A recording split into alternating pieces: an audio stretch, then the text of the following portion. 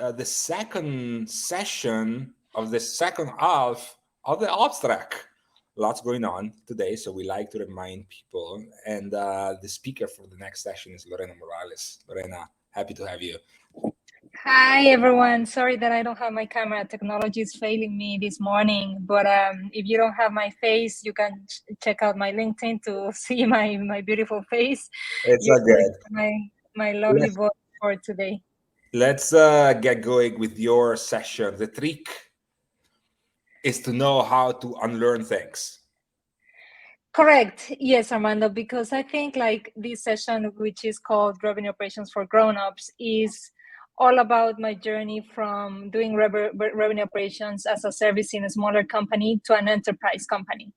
And I think the main thing that I had to see in myself was how to unlearn things to relearn the things that we're going to be applying to my job as the current director of global digital marketing revenue operations for JLL. So that's my job title, very fancy, very long. Between my name and my job title, my business cards are insane. But yeah, that's me. An interesting fact: I've never eaten a burrito. I was very soon to do it last weekend, but I didn't. So I still haven't eaten a burrito in my life. I'm not planning to do so anytime soon. So yeah, the origin of everything. I am one of the few people that have actually spent money in the methodology of design thinking. So as a design thinker, I've always questioned the fact that businesses are coming more and more to say, oh, we're customer-centric. And the reality is very different. I think the people that talk to their customers often is the percentage is very low. And so you need to find the gaps in that customer journey by talking to your customers precisely. And the interesting thing is that this is not unique to revenue operations. This is happening all across the board and all across every single company. The third thing is that we believe a tool, this is a funny one, we believe a tool is going to solve all our gaps, all our problems, right? Because we love the shiny objects, because we love tools. Who doesn't like a new tool in your tool stack? No one. You love the new thing, you love to spend money of it, you love to test it, until you find out that it doesn't connect with anything else and it doesn't speak with any other of your systems. So the main thing here, the tool is only as good as the human interacting with it. That's important. Like this is something that might sound logical, but it's not. In an enterprise company, our tool stack, you can imagine, that is humongous, and the humans operating them are brilliant, but sometimes one human doesn't communicate with the other human.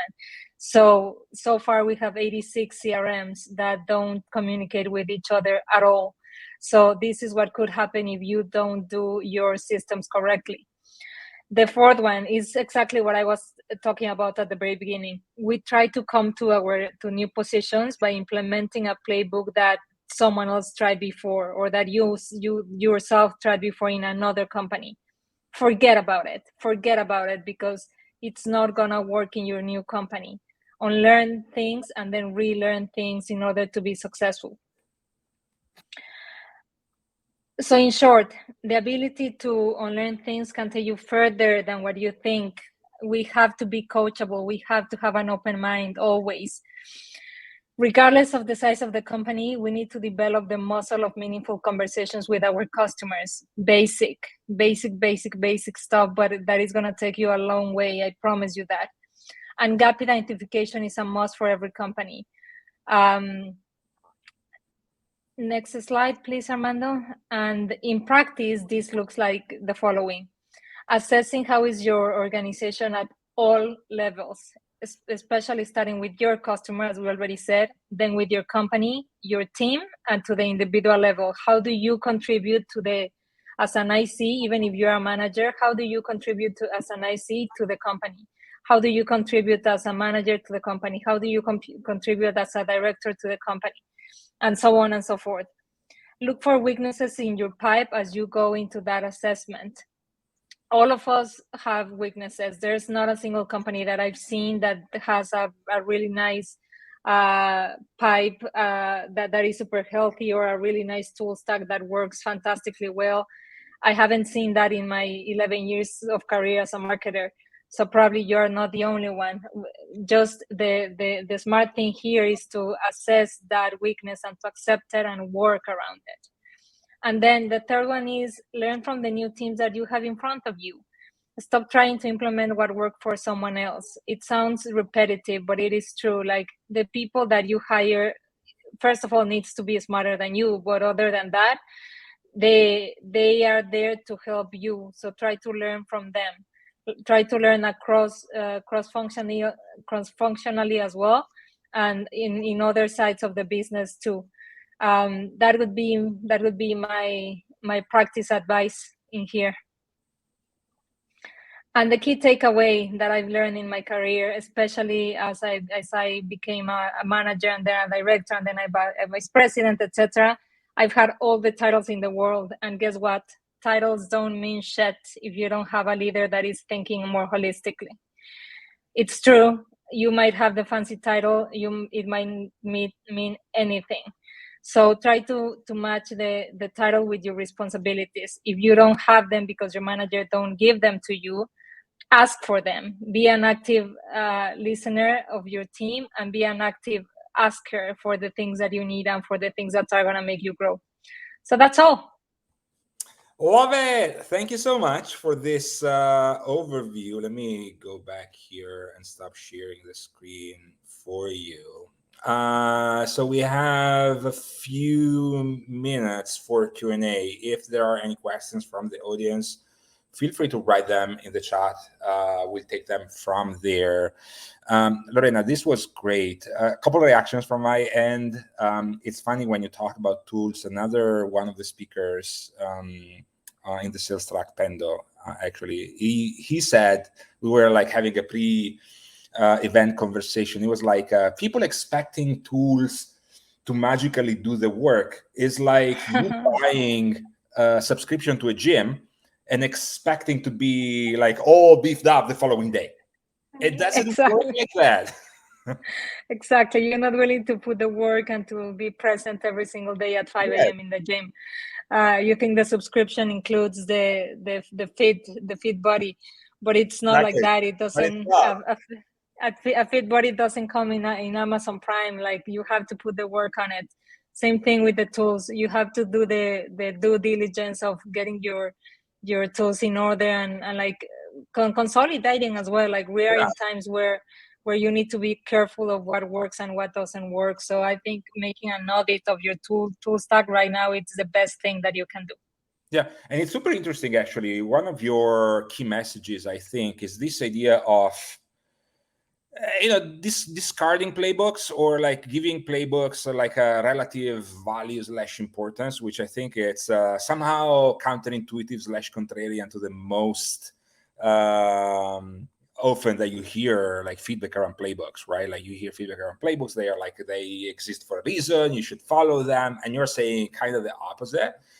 And so I'm curious about like a couple examples there, like things that you had to unlearn in navigating your experience through this new large organization. You've been part of smaller organizations, larger organizations, and agencies working around RevOps. So really high variety of roles there. Do you have a couple examples? I think one of the biggest things that I had to unlearn was my motto of breaking silos. And people are going to kill me about this, because I know revenue operations is all about breaking silos. And I get it. I've been there, and you do have to break silos. Yeah. But you need to identify what are the silos that are being toxic to your organization. What I had to unlearn was that precisely that not every silo is damaging. There are some functional silos. So that was a relearning kind of experience, where I needed to see that there were things that were working in some regions of the world that I shouldn't touch, because if I touch them, then I would break things that actually were working pretty well. So now I'm in between the limbo, where like, I don't know if if the approach to revenue operations should be a decentralized one and then a centralized one and then back to decentralized, or the other way. So I'm in my way to figuring it out. Probably next year I'm gonna have a better answer. I For am still sure. working on it. Yeah, absolutely. One thing that I think about with regards to this topic specifically, and I agree with you, like not every silo need to be broken, right? Like departments function with their own tools, their own KPIs, their own processes for a reason. And so that is not necessarily bad. What's bad is the fact that there is no connective tissue in between. So silos, it's not like they need to stop existing, but there has to be some like overarching, like glue and grease in between, some kind of something, processes, tools, people that care about the intersection between those things. Would you agree with that? Communication, for sure, for Yeah. sure, for sure, for sure. That over communication of the teams needs to happen, yes or yes. But Right. that doesn't mean that everyone is gonna be working on the same exact thing. Right. We should stop thinking that like sales and marketing should work towards the same project. No, no, no. They should work in their own things where they are expertise, and when they have the expertise to do it, and then over communicate between Right. each other to go towards the same metric, which is Yeah, they have different. their own set of KPIs and OKRs, and then there is like a set of joint KPIs and OKRs. Exactly. Right. Love it. Lorena, thank you so much for this. And thanks everyone for watching. Let Lorena know their session, how the session was, with the quick survey that you can find in the chat over here. We're going to take a 5-minute break and be right back.